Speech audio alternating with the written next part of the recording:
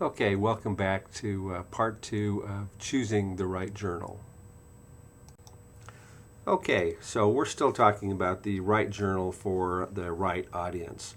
So it's certainly a good idea if you get the chance to contact the editor of the journal that you're interested in. Ask them specifically if your article would be of interest. Editors, especially busy ones, would rather write to you than be bothered looking over an article that won't be published. As far as review articles and book reports, always contact the editor about that. And truly, once you've published a few times, consider becoming a reviewer for a journal. That will open a lot of doors for you, plus give you a great deal of experience. Editors are always looking for new material. Once the article is received, the editor will decide whether or not the article fits within the parameters of the journal, and if the material is new, true, comprehensive, or even interesting.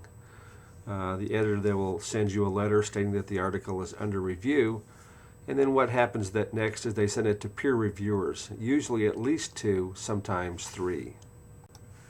Typically, one reviewer will be an expert in the field of your article topic. The second reviewer will have sort of general knowledge of the topic.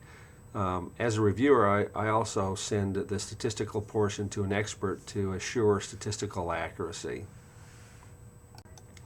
Reviewers will determine whether or not they are comfortable with the topic at hand. If they feel they don't know enough about the topic, they'll send it back to the editor. Their job is to be impartial and review the article. If any bias exists, the reviewers typically won't waste their time and will actually send it back or not accept it in the first place. Some journals have the editor be the person in the middle, the person that communicates directly with the author. Now, reviewers will typically complete the review within 7 to 14 days, sometimes 21 days, but once it gets to the reviewers, there is a fairly quick turnaround. Reviewers generally look at the statistical methods used in the paper, the references. They look at the grammatical aspects of the paper as well as the style and format. They take a closer look at photos to determine are they actually necessary in the article, and the review tables to assure accuracy and clarity. Okay, let's talk a little bit about formatting. This is important. Find out what style your university requires.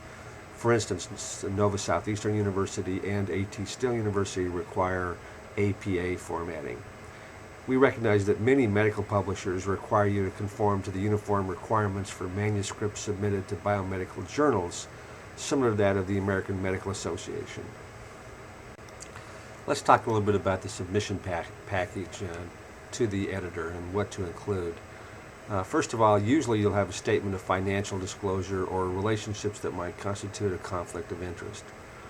A statement that all authors have read and approved the manuscript is usually required, and a statement that each author qualifies as an author under the journal's criteria is very important. And lastly, a statement that each author believes the manuscript represents honest work. Okay, let's talk about what to do once you've submitted everything and you get a letter back.